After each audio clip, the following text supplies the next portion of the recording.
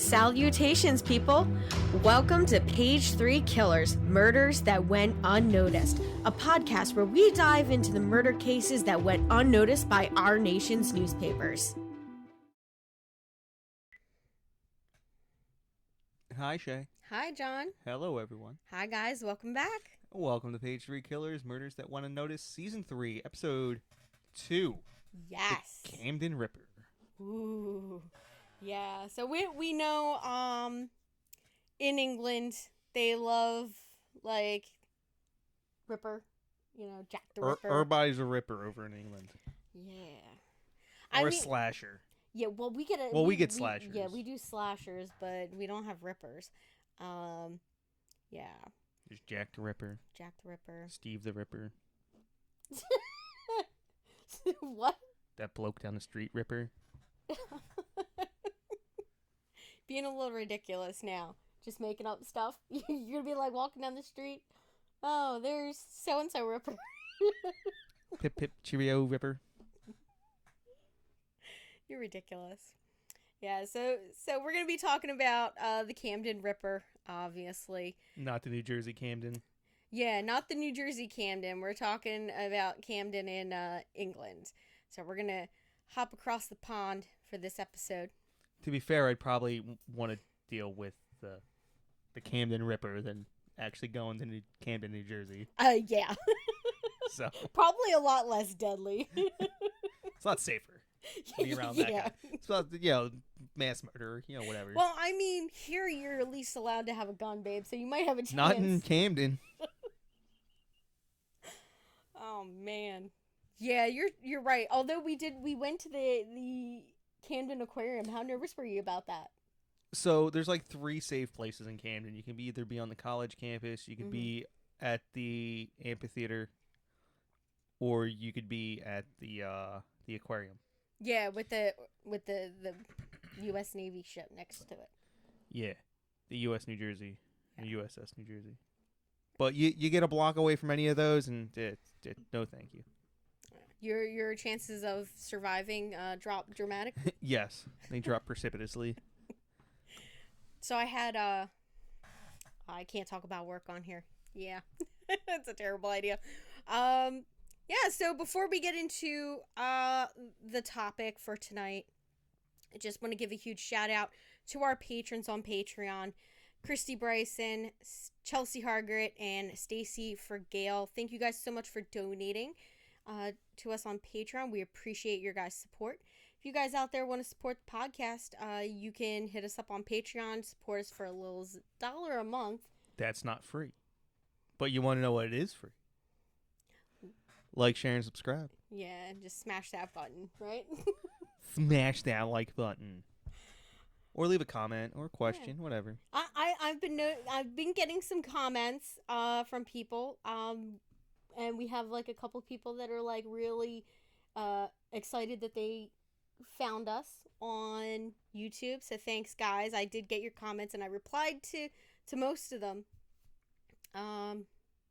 Yeah, so if you guys have any topics that you guys want to talk about, you can send those over in a chat. You can always hit up the email, our Facebook. There's other ways for you guys to get in touch with us other than Patreon. So you guys can always shoot us emails, and we will take a look at, a case that you want to do. I would be really nice if we actually got somebody that sent us one. We've done a case based on a suggestion at least once. Yeah, we did. We did the Eggman last for our first season. Really, Stacey the Eggman suggested him, yeah. And that'd be at least one person. And then the like one YouTube comment. the one dude that Relok sent us. I didn't think we did that. I could have sworn because his last name was Potts, and we didn't do it. There's a dude from like the 40s. Who suggested the guy the case that really upset you? Who was the guy that was That was you. No, I didn't find the case. Somebody recommended it. Oh, I don't know. Maybe it was a YouTube guy. Or a person. Yeah. Well, I know that we've had a Joe something. Yeah. Joe Arndt. Yeah. Yeah. The Armenian guy. Yeah. That episode was rough.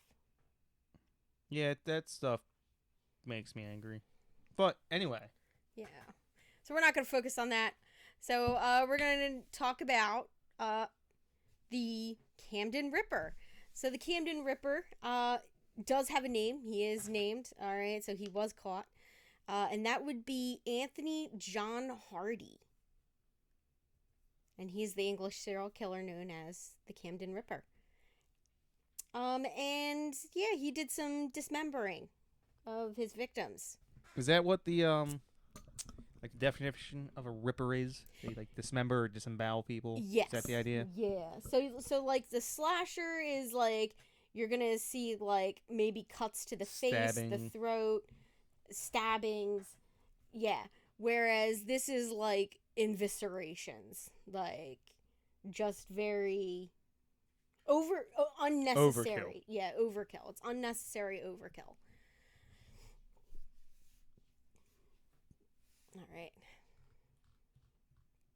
All right. So before we get too far, let's It's back. It's back. Our news is back. No one likes it except for us. Well, you know what? It's our number one complaint. My dad. This is the only part of the show he listens to. Shout out to Papa John. This is the only reason why we're doing the episode is because there's history involved, and I get excited. Yeah. Well. Otherwise, I didn't agree to do it. Yeah. Papa John he tunes out after the news. He's like, "Oh, I just love the news. Just give me that news, and then call it a day." And this news is almost all out of England. Yeah. So this is pretty much it all is in England. All right. So we've got several like foreign things, but it all involves like British citizens and. We didn't parse out the seedy side, so it's all mixed in together. Yeah. So I thought maybe it would be a little bit, better to do it this way. So we're gonna see how you guys like it this way. All right. So first off, I chose the news out of 2003, which I believe is the end of his reign of terror. Is 2003, and I believe his trial took place that year. So that's why I picked 2003 out of the years that he was active. So the first news story we have is November 16th. So David Davis, the new Shadow Home Secretary. So for us tea-tossers, that would be something along the lines of like a deputy secretary of state, from what I could tell. It's like their they call it the Department of Home, which I'm assuming is the Department of State equivalent to here. Yeah. And so this is the number 2 in command for that department. Like underneath, is that underneath the Prime Minister, I'm assuming? It's a cabinet position. So I don't know necessarily if it's under the Prime Minister or if it's a co-equal. Or if it's like it's a group that sits aside. Beside, yeah, that's what I'm thinking. Like, because I feel like, okay, so you have Parliament, right?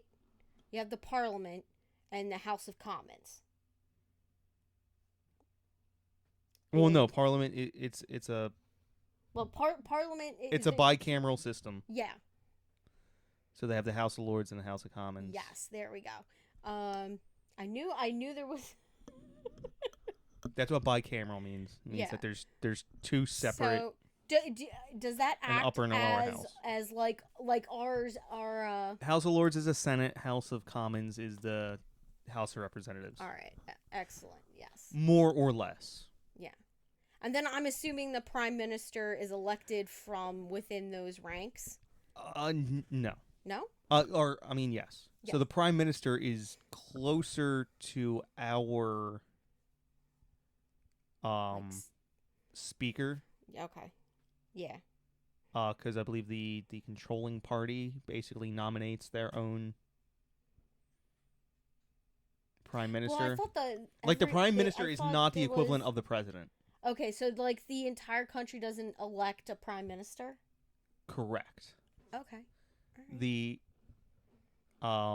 the people elect their representatives in their respective houses, and then the House, I'm not sure if it's the House of Lords or the House of Commons, they essentially elect a prime minister. Okay. All right. There we go. Okay. Yeah. So this David Davis is elected as the new Shadow Home Secretary in the UK.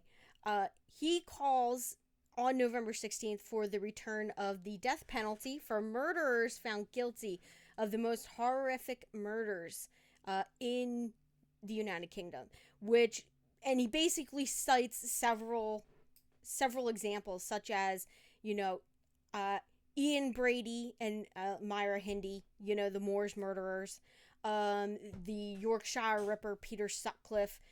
Those are like the criminals that took they were huge, in the newspapers.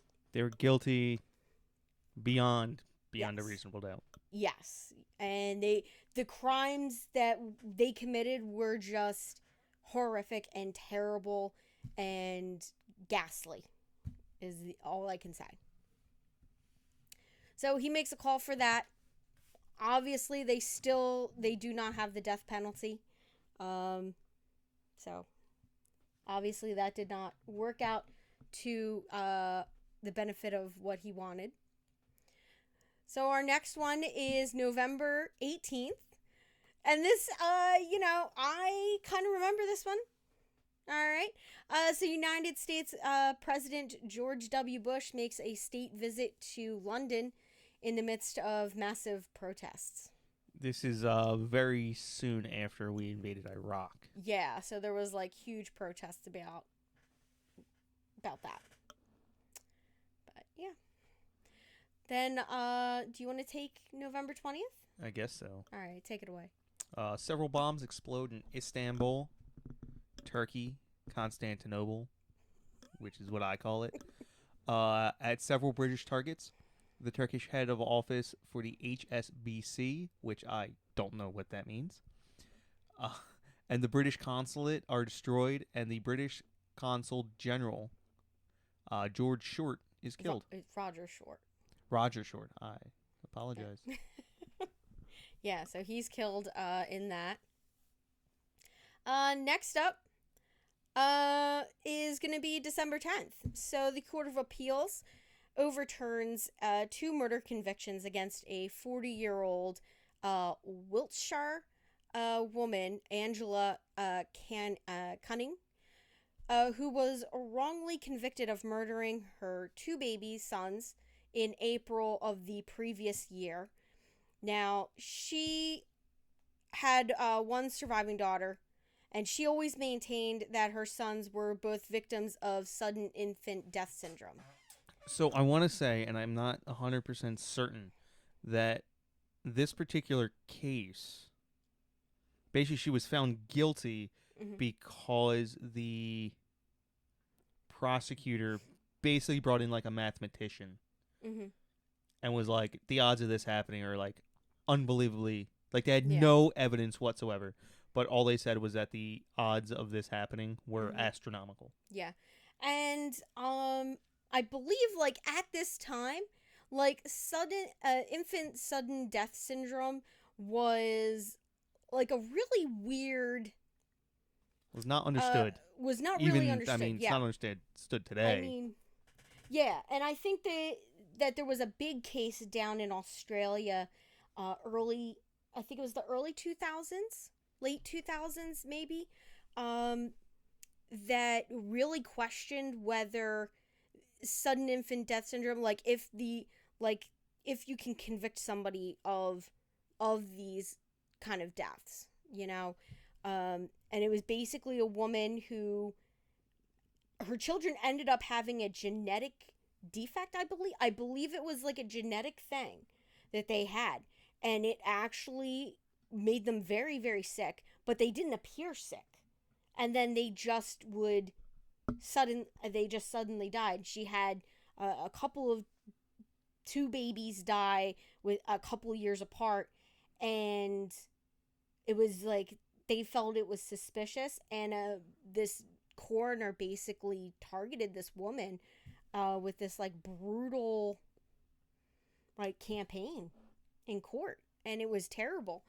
And the woman ended up getting like basically jail time.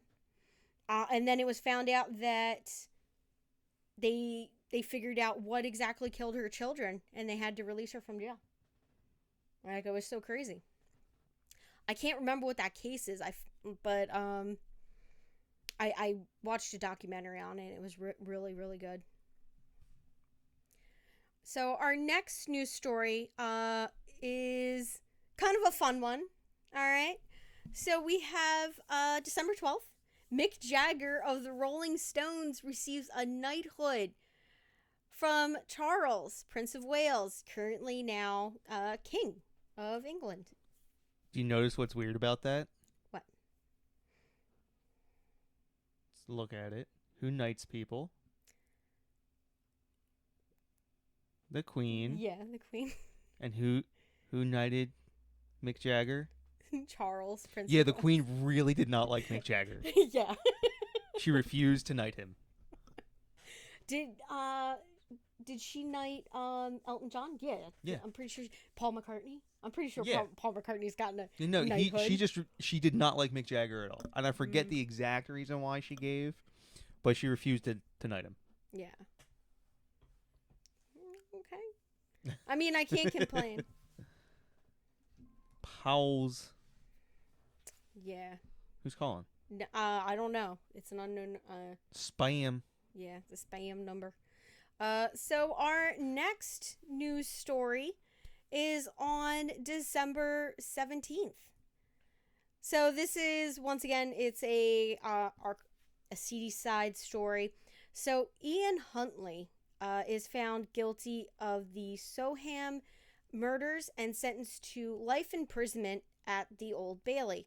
Now, a high court judge will later decide the minimum number of years that he will have to serve before being considered for parole.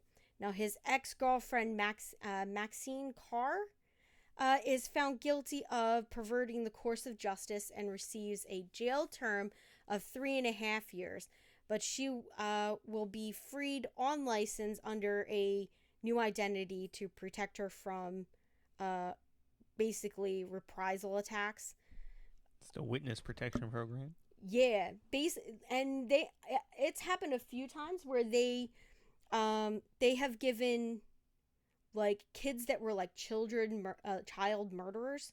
So they were like children and they like murdered another child or something like that, and they gave them new identities when they got out of jail.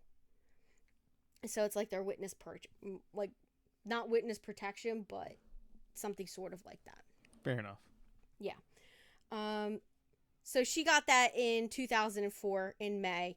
And she served 16 months on remand in jail. So now Home Secretary David Blunkett, ordered an inquiry into how the police vetting system failed to prevent Huntley from getting a job in a school after it was revealed at the end of his trial that he had been suspected in the past crimes that included underage sex, rape, indecent assault, and burglary. And yet he was still working in a school. They ain't got Megan's Law. Yeah.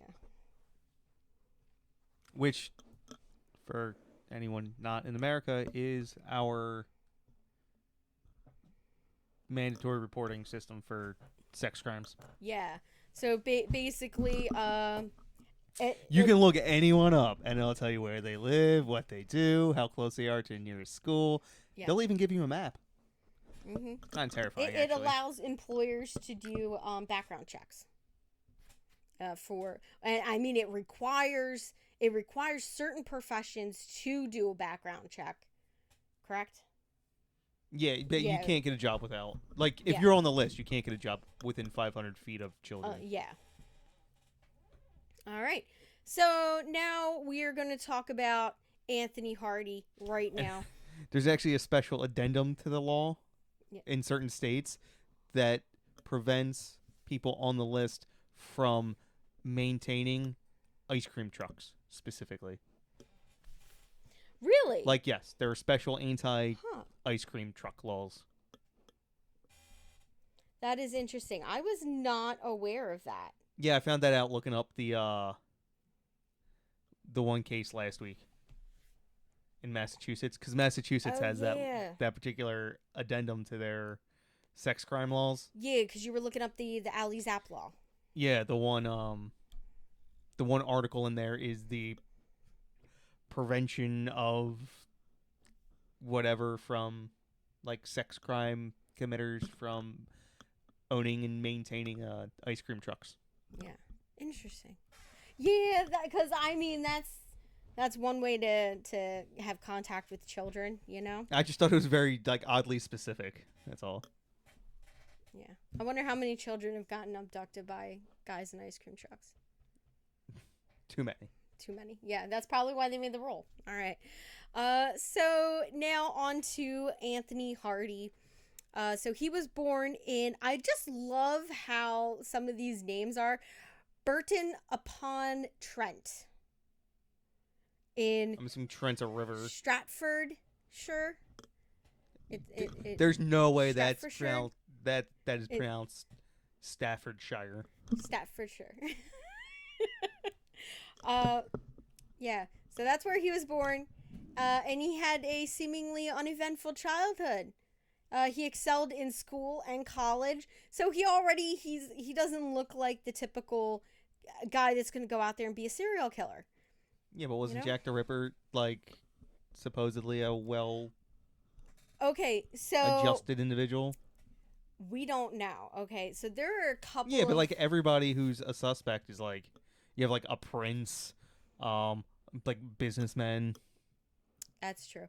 Well, there was one guy that was like Canadian that was suspected. Yeah, yeah. Yeah. And he was like a doctor. Yeah. There were several doctors from that because they were like, oh, like. Well, they were like, oh, it had to be somebody with medical knowledge yeah. to like to do that to a body, and I'm like, if you look at the photos, I don't get the feeling that he was necessarily an educated man. Although some men of higher station did frequent Whitechapel. The East End, Whitechapel. But I feel like what was done to those women could have easily been somebody that was a butcher, which is one of the theories, is that because there was a leather apron dude, they thought that, he might have been a butcher or a tanner, which I think... Or a baker or a candlestick maker. No. No? No. Oh. So you're saying the nursery rhyme wasn't named after, or... No. Oh. Well, here I am. All these years. You thought they were talking about the Whitechapel murders? Oh, goodness. No. Yeah. So, he had, an uneventful childhood. He earned an engineering degree from the Imperial College of London. And subsequently became the manager of a large company. Now, he married and fathered 3 sons and 1 daughter, so he had 4 children, in 1982. Now, he was arrested in Tasmania. For capturing the devil. No. What? No Tasmanian devil, babe. No Tasmanian devil. All but right. They're endangered. Yeah, but that's not why he was arrested. Okay, whatever. Why else would you go to Tasmania, honestly? He was arrested for trying to drown his wife. Maybe he thought it was a devil. No, I'm certain. Sometimes I think yo is the devil. Mama says you're the devil. In case nobody knows, that's a quote from The Waterboy. Only one of the greatest Adam Sandler movies ever made. It's gotta be his top 2. Yeah. But, so, he was arrested. Those charges were dropped later on. So I guess his wife was like, you know what, never mind. And then in 1986, she wisens up. So his wife, Judith, ends up divorcing him at that point. Now, after the divorce, Hardy spent time in mental hospitals. He was diagnosed with bipolar disorder. Now, he was also treated in psychiatric hospitals across London for depression, drug-induced psychosis, and alcohol abuse. So it seems like, he might have had like a little bit of a violent streak with his wife, and then his life sort of falls apart after they get divorced. When was he born? It's all the way up top. 1951. 1951. So he was 31 in the first incident in Tasmania with the devil. And he got divorced at 35. Okay, so he went downhill kind of late in life. Yeah. All right. And he was 47 by the time he got arrested. Yeah. So, after the hospitals and all, he lived in various hostels in London, picked up convictions for theft and basically drunken disorderly, which might just be a pub night out, from what I've heard. Is like there's like certain areas where Fridays, Saturdays, I'm gonna say bar nights he's not, are like insane. He's not hooning. He's what? Not hooning around. Yeah, not hooning around. He's a little old for that. Like he's not a hooligan. He's not just picking fights at bars. Yeah, I mean I've seen like the TV shows, the covers, like the cops in England, and it's always hilarious when they have to like wrestle drunk people. Or harangue a bunch of drunk people. I actually saw a video of a drunk person walking down the street with a cart past another drunk person, and the other drunk person being like, "Can I get a ride?" So he hops inside of the basket, and then it ends up going down a hill and tipping over with both of them, one inside of it and the other one hanging off of it. It was kind of hilarious. Sorry. Yeah, so now he gets arrested in 1998 when a prostitute accuses him of raping her. But the charges are dropped later on due to, obviously, lack of evidence. So he became, at that time, not only was he an alcoholic, he was also diabetic. So those are two things that you don't really want to have together. They don't mix well. Yeah, they don't mix well. You can't process the sugars correctly because of your diabetes. And yeah, so now we're going to talk about the murders. So starting in January of 2002, police were called to a block of flats where Hardy lived by a neighbor who was complaining that someone had vandalized her front door and that she strongly suspected Hardy of doing that.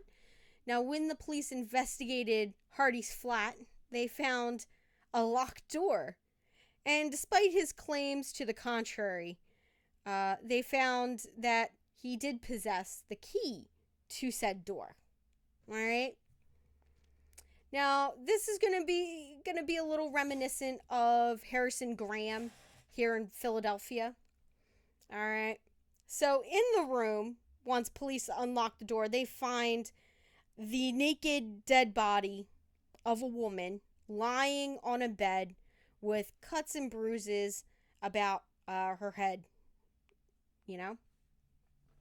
Now, she was identified as Sally White.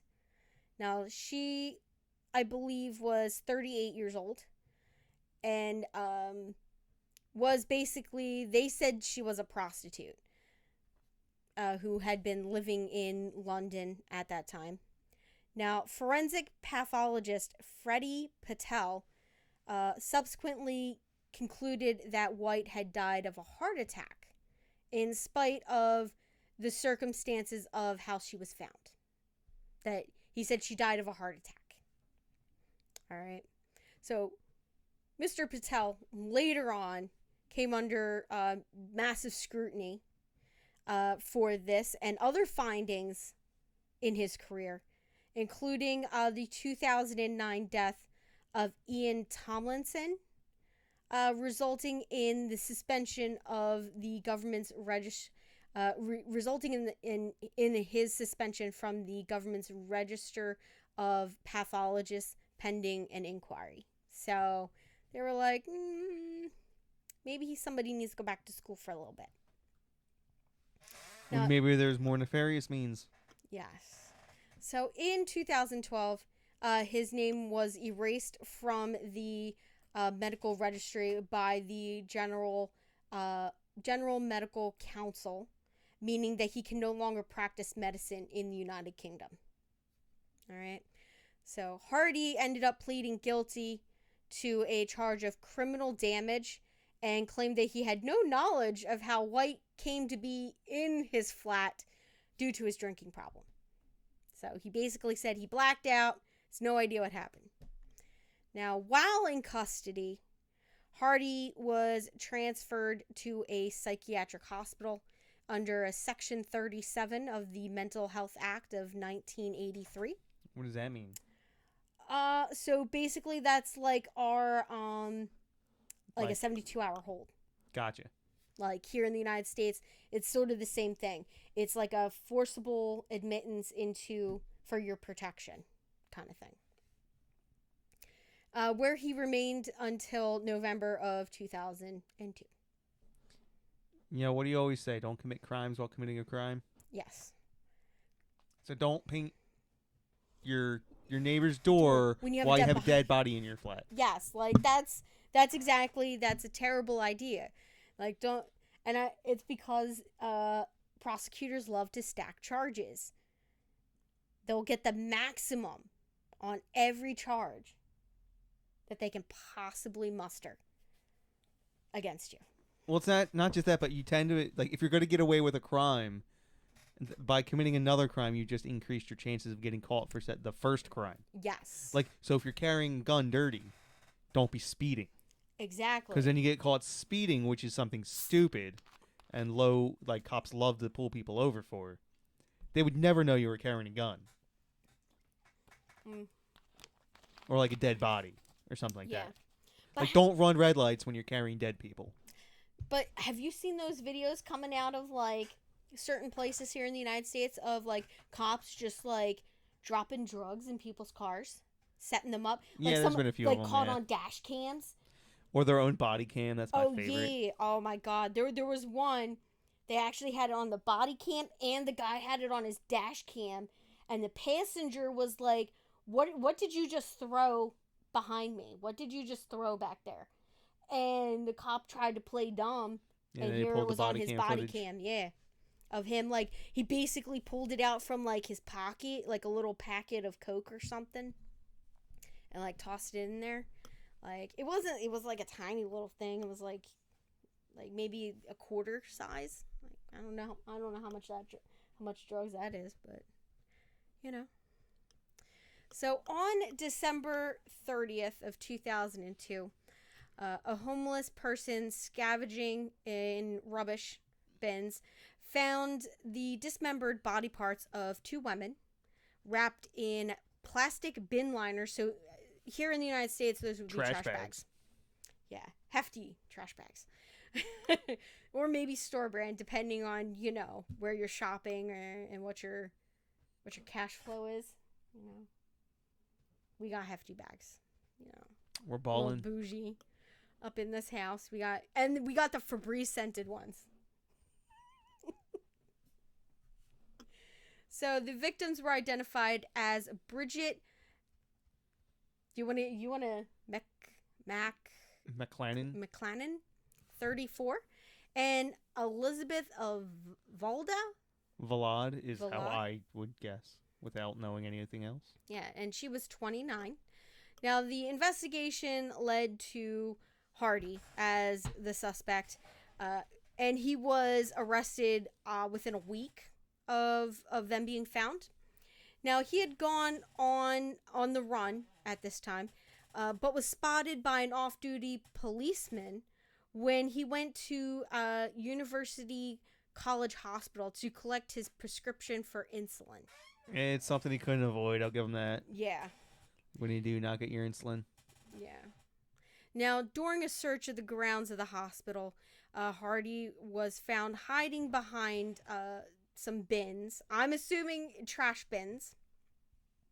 Oh, also, if you're going to commit a crime, have a beard. So that way afterwards you can shave it off and people won't recognize you. Exactly. Long, scraggly hair and a beard, and then just shave everything. It's like The Fugitive, Harrison Ford. Yeah. Just like God, I love that trim movie. it and just like clean shaven face. It's like, nah, beard, I ain't never had one. The man with the hand. Now, a fight took place as he resisted arrest. Which is another crime right there. Resisting arrest, you know. Well, at this point, he's, Yeah. That's the least of his worries. Yeah. Now, during which a police officer was knocked unconscious and another officer was stabbed through the hand and his eye ended up being dislocated from its socket. Can you just imagine, like, your eyeball just hanging and you're still wrestling this guy? Now, despite suffering those injuries, the wounded police officer held him there until backup arrived, and Hardy was arrested on the scene. That guy is one tough cop. I like that guy. That guy's awesome.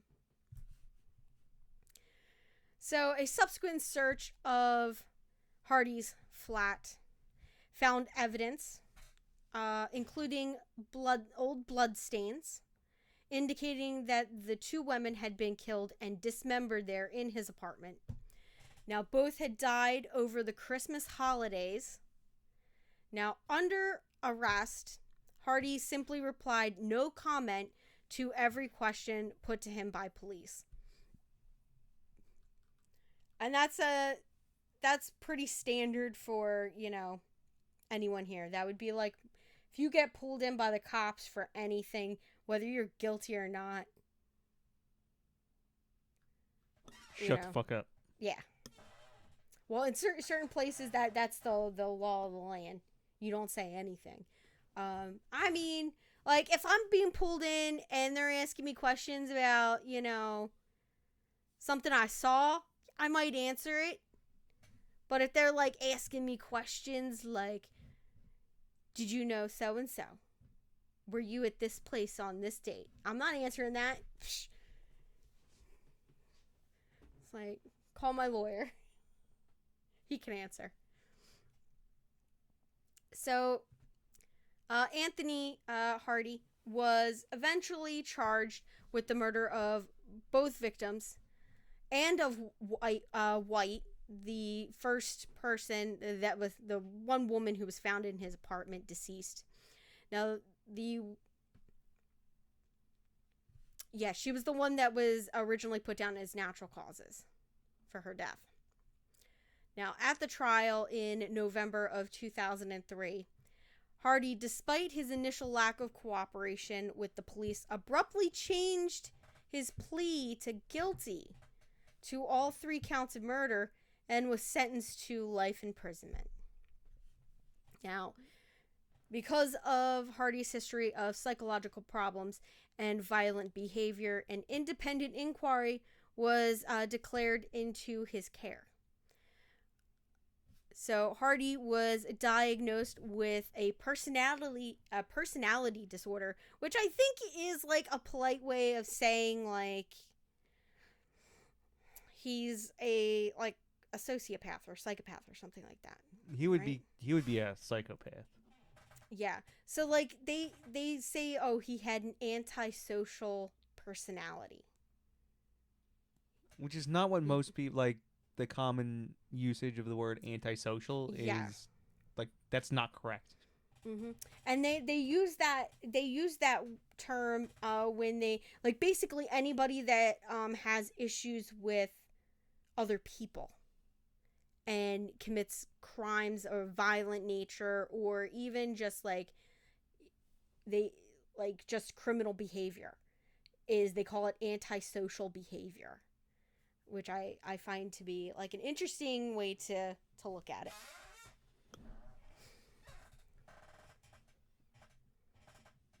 Now, in May of 2010, a high court judge declared that Hardy should never be released from prison and gave him a whole life tariff, which is... So no parole. Yeah, no parole.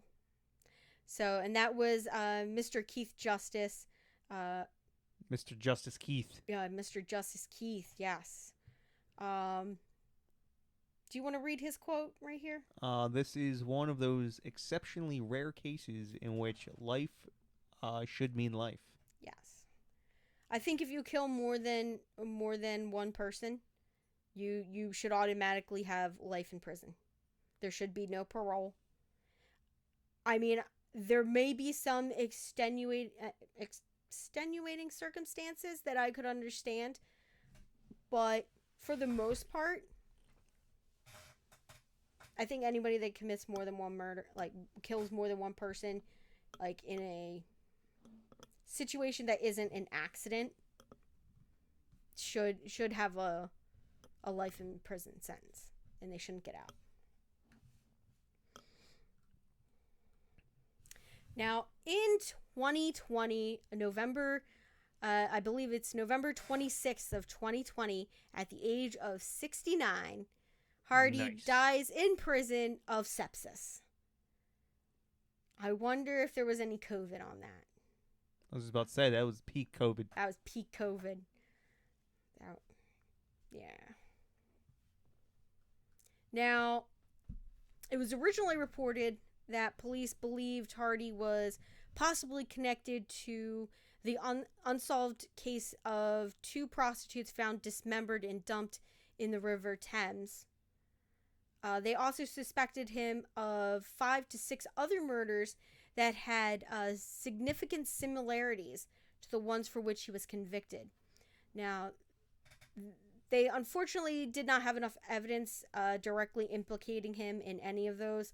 However, one of the murders Hardy was originally linked to, that of the London prostitute Paula Fields, whose body was dumped in the Thames in 2001, was in fact solved a few years down the road in 2011, when murderer John Sweeney was convicted of her murder. Now, the other Thames prostitute murders that was linked to Hardy was that of Zoe Parker, who had been last seen in Hounslow in December of 2000, before her dismembered body was found in the river. Now, 2 of the murders linked to Hardy occurred in Nottinghamshire, near to where Hardy grew up in Burton-on-Trent. I really want to just go to England and pronounce all of their words in all of their towns. It would be so fun. Like, oh, it's so great being here in Worcestershire. And like somebody's gonna be like, that's not. Well, I don't think they call it Worcester over there. That's a Massachusetts thing. Yeah, Worcester's a Massachusetts thing. Worcester, that's a real weird name, saying Worcestershire. Yeah, I'm like, you're dropping a whole bunch of letters. It's not even close. Worcester is Wister. Like wisteria. I don't know. They just pronounce letters a little weird sometimes. But that's okay, you know. I mean, we got some weird town names down here in Pennsylvania. That's like trying to read Russian.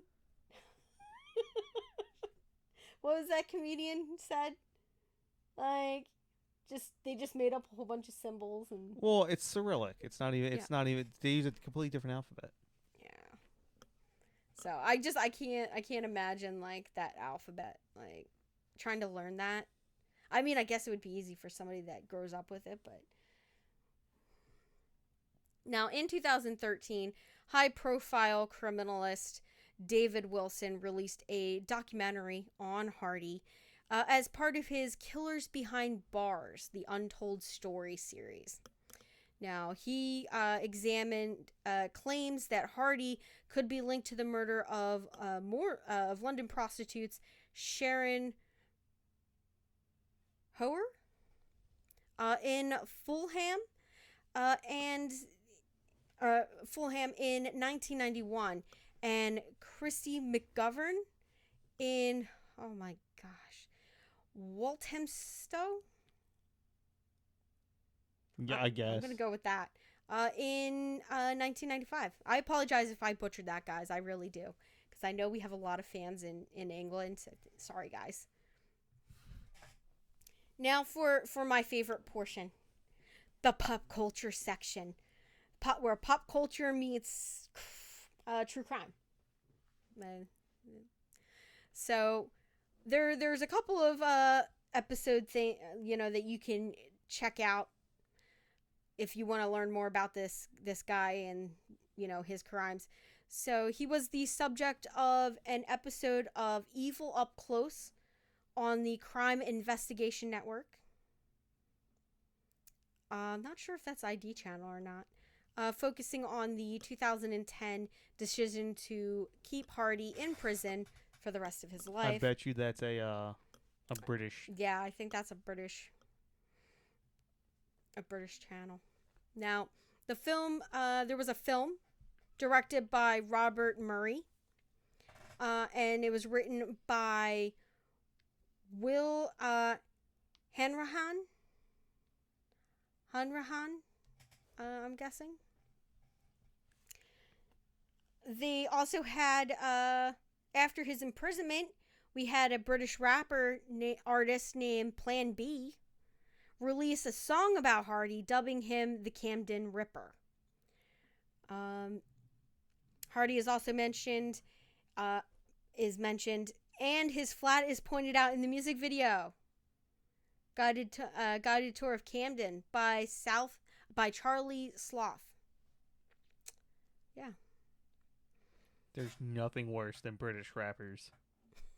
Just want to point that out. Yeah. Well, I'll take. You know what? There's some things they do good. Rap isn't one of them. I'm sorry. No. Rap's not has one of them. nothing to do with their ability to rap. I mean, it's England. I'm sure that the areas that rappers are growing up in are rough, but they're probably just not Camden, New Jersey rough. Right? I don't know. Which is funny because there's this subculture. Like there was this subculture in hardcore where there was a lot of British bands that were trying to emulate bands from Los Angeles, California, and Englewood, and they had all these Raiders jerseys and stuff, and you're just that makes no sense whatsoever. Yeah, I mean, it made sense here because you had the East Coast rappers versus the West Coast rappers. It was a big deal. Lots of people end up getting shot. Yada yada yada. But I still don't get the culture wrapped around rap music. I can enjoy. No, I can enjoy rap music. I don't understand mumble rap. I don't understand the appeal of mumble rap. I don't. It's because you're wrong. You're uncultured. Listen, give me some Jay-Z, some 50 Cent, NF, Eminem. I tend to like the big names in rap music. Nicki Minaj, right? Nicki Minaj. Yeah, I consider Nicki Minaj a rapper. Stripper rap. Yeah. Stripper core. Yeah. Hey. So now we have our very last one. Hardy was the subject of a Channel 4 documentary, Hunt for the Camden Ripper, which was broadcast in 2004, the year after his conviction. So yeah, and that's everything I have gathered on Anthony Hardy, the Camden Ripper. So, what'd you think, babe? About what? About Sir Anthony Hardy. I don't think he was knighted. No, Gonna... he definitely was not. So, Mr. Anthony Hardy. You know his middle name was John, right? Yeah, I noticed. I did not. I don't think it's I no said coincidence. That. Yeah. All psychopaths are named John. It's not true. No, you're the exception to the rule. All right, guys, we're going to close out this episode, and we will see you guys back here next week for another riveting episode. Oh, that's it. I was about to say, I know I listened to something about psychopaths today, and like, there's a correlation between psychopaths, and it was people who enjoy IPAs.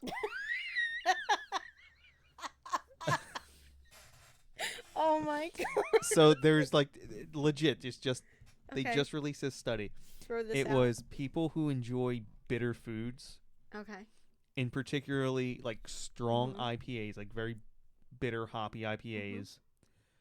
Prefer black coffee, and like to drink and enjoy the taste of tonic. You just described yourself. I don't want to hear it. I think there was two other things, but like they didn't really discuss those.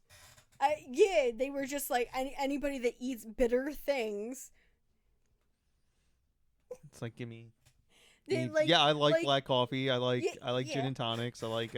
Although I'm not a huge fan of tonic water by itself, and I think that's what they were trying to say. Like, yeah, you're like, if I mix a little gin in there, I'll drink it.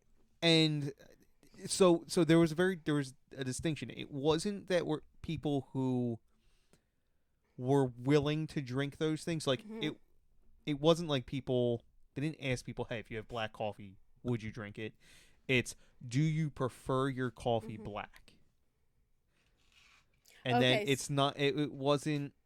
Will you drink a gin and tonic? It was, do you prefer the taste of tonic water? Yeah. So they were probably like a questionnaire. Do you prefer black coffee with milk, black coffee with milk, black coffee with sugar and milk? Well, the milk makes it not black, but or coffee with sugar. But the big thing, because it was a radio station, and they always talk about IPAs because like they don't like them. And so, like, we're justified. We're not psychopaths. Like, the rest of you nut jobs like IPAs. Well, what's the ones that you like? You like stouts. Yeah, I like stouts. I like a nice mild IPA. I don't like the super, like the. Yeah. I mean, but you give me Dogfish Head 120, Dogfish Head 90. I'll sit down and enjoy it. It's not something I would. Yeah. Every once in a while having one of them, just to switch things up. That was an interesting little tidbit to bring in to close out the episode. I guess so. I appreciate it. Thanks, Tom. Gotta listen to sports radio more often. You dropping some knowledge on everybody. I want to know what the other two things were, because they said there was five foods that, like, there's a. I don't know how high the correlation was, whenever the C is on that, or the K or whatever. All I can imagine, like when somebody but there was says, definitely a correlation. I drink IPAs. Is that movie American Psycho? Yeah. Just. Well, the thing, like, an IPA is fun, especially mild IPAs. Like, I can drink John all day long. Yeah. And Dogfish Head 60 minutes. Babe, just realize what you just said. Almost every single person that watches our podcast that is not from Philadelphia has no idea what you just said. I said JAWN. John. It's the name of a beer. It is a word. It's a colloquialism. Yes. Used here in Philadelphia or outside of Philadelphia, and it refers to anything. Okay? It could be a person, place, thing, adjective. It's a John. There was a definition given to it, and it like a hyper technical definition from like a linguist, and it was something like, it is a generic noun used to reference like a generic reference noun. Yeah. And like whatever you're talking about, you can just call it a John. Yeah, I'm going to the John. That John over there. That John So, over there. oh no, that's right. It was a contextual reference noun, which means because you have to understand the context in which it's being used. So it there's the interplay between the talker and the listener. Yeah. And because there's an understanding between the two, you can just use it as anything. Yeah. So for anybody outside of the super hyper technical definition of the word John, which is just a random word in Philadelphia that people use. Yeah. So some local brewery made a beer, and they're based out of what, Neshaminy? Croydon. Croydon. Yeah. Right by the Neshaminy Creek. Yeah, if you could ever get that imported to wherever you're at, they're great. Yeah. Or if you're just happen to be in the Philadelphia area, you can hit them up right outside where they're not it's a half hour outside of Philly, half hour 45 minutes. No, that's out in Croydon. You could probably get to Philly in 5 minutes from there. You could get to Frankfurt pretty quick. Yeah. So yeah, if you anybody's in the area, hit it up. Just gotta shoot right through Andalusia. They got a nice little brewery right there. We're not even getting any money for this. No, Pimp it. That's probably because they're not going to sell a single can as a result. Which is why companies would pay you money. Yeah. So we're gonna close it out here, guys. Thanks so much for joining us. We had a great time tonight talking about our topic tonight and making this for you. Bye. Bye, guys.